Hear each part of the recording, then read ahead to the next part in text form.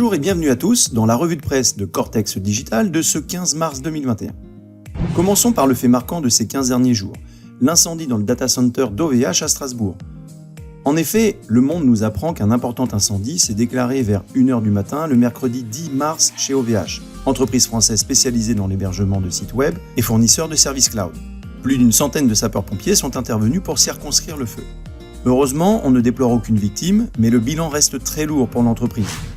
Pressecitron.net fait état de 3,6 millions de sites affectés par l'incendie, ce qui représenterait 18% des adresses IP gérées par OVH. Confirmé par la société elle-même, on y apprend que sur les 4 modules que comprend le site de Strasbourg, un a été intégralement détruit, un autre a été partiellement détruit et 2 ont pu être sauvés. Parmi les victimes collatérales de cet événement, la France arrive largement en tête.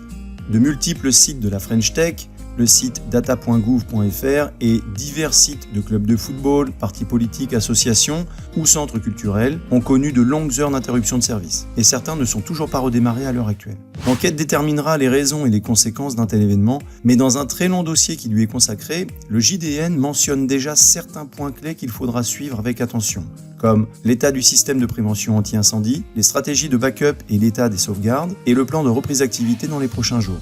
Bien que le site de Strasbourg ne représente qu'un seul des 19 data centers détenus par OVH dans le monde, cet incendie arrive au plus mauvais moment pour l'entreprise qui avait annoncé une semaine plus tôt son intention d'entrer en bourse. Sur le front de la cybercriminalité, rien n'indique un ralentissement, bien au contraire. Au début du mois, on reparlait encore de SolarWinds, cette attaque détectée en décembre dernier et qui aurait duré des mois. Malgré une certaine opacité, on commence à mieux comprendre comment les attaquants ont procédé. En s'implantant dans le logiciel officiel de gestion des réseaux Orion, vendu par la société SolarWinds, les attaquants ont pu se répandre sans éveiller les soupçons dans de multiples systèmes critiques. Et pas des moindres, car ils auraient durement touché les agences gouvernementales américaines et les plus grands fournisseurs de cybersécurité dans le monde. Le président de Microsoft, Brad Smith, a même déclaré qu'il s'agissait de la plus grande attaque et la plus sophistiquée que le monde ait jamais connue. ZDNet.fr nous révèle certaines des coulisses qui ont rendu cette attaque possible. Et comme souvent, celle-ci aurait commencé par une négligence. On parle ici d'un mot de passe faible qui n'aurait pas été modifié pendant des mois, permettant ainsi aux attaquants de s'introduire dans le système. Et c'est lesnumériques.com qui nous donne un aperçu des proportions que cette affaire est en train de prendre.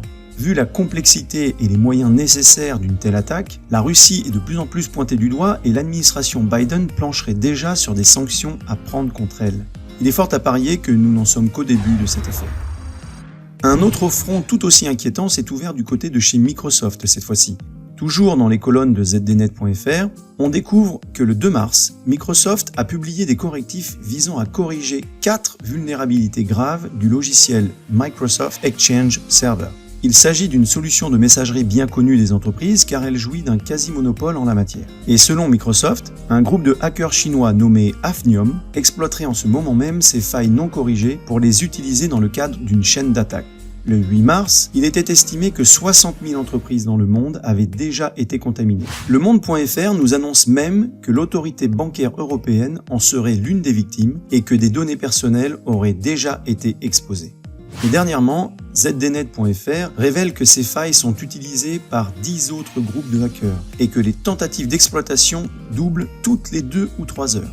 On ne peut que vous conseiller d'appliquer au plus vite les patchs correctifs et de lancer des audits pour savoir si vous en avez été victime. À ces 2 gros événements mondiaux, nous pouvons aussi citer 4 actualités cybercriminelles. DataSecurityBreach.fr nous donne la marche à suivre pour savoir si votre nom figure dans la liste des données bancaires qui ont récemment été diffusées sur Internet. PlainVie.fr dresse la liste des sites web qu'il faut absolument éviter pour ne pas se faire avoir par l'arnaque à la carte vitale. Le Monde Informatique nous alerte sur la possibilité désormais de pirater presque tous les iPhones.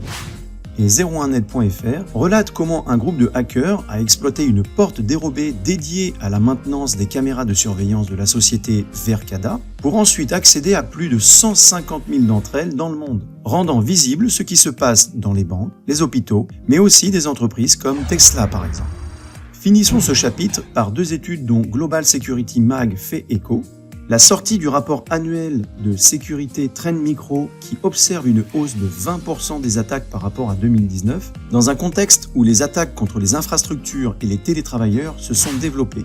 Et le rapport de Sectigo sur l'état de la sécurité des sites web et des cybermenaces, dans lequel il constate que 50% des PME ont déjà subi une intrusion sur leur site web et 40% sont attaqués chaque mois. Au chapitre Justice, solutionnumérique.com nous informe que le tribunal judiciaire de Paris a ordonné jeudi aux 4 fournisseurs d'accès à Internet français de bloquer sans délai un site qui hébergeait un fichier contenant des données médicales sensibles. Révélé par le blog spécialisé en cybersécurité Zataz en février, cette fuite majeure a touché 28 laboratoires d'analyse médicale en France. Et ce sont les données personnelles de près de 500 000 personnes qui figurent dans ce fichier.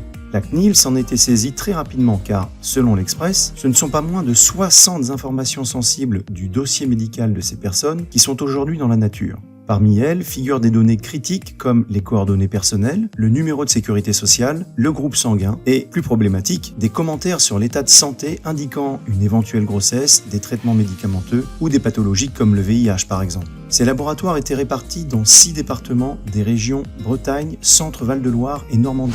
Si vous pensez être concerné, veuillez contacter au plus vite le dispositif d'assistance aux victimes d'actes de cybermalveillance. Finissons cette revue de presse par quelques informations traitant du bien-être numérique. 01net.fr dresse la liste des 4 dangers psychologiques des outils de visioconférence qui rythment notre quotidien en ces temps de confinement sanitaire forcé. Désormais connus sous le nom de Zoom Fatigue, des chercheurs en psychologie de l'université de Stanford se sont penchés sur leurs effets nocifs. L'objectif de ces chercheurs est clairement d'alerter les sociétés qui développent ces outils pour qu'elles prennent en compte des moyens pour y remédier. Dans la continuité de cette étude, 2 dossiers traitent de notre dépendance aux écrans, à lire absolument. Le premier par pressecitron.net, qui révèle que 40% des étudiants seraient considérés comme dépendants à leur smartphone. Le second par europe1.fr, qui s'inquiète des impacts des écrans sur la santé de nos enfants. Pour finir sur une touche moins anxiogène, voici 2 articles du blog santéautravail.com qui donnent des astuces au télétravail en ces temps de travail à la maison pour bon nombre d'entre nous. L'un sur l'organisation du travail à la maison et l'autre sur le mobilier ergonomique à choisir. Retrouvez tous les liens dans la description de cette vidéo. La revue de presse, c'est fini. À très bientôt sur Cortex Digital.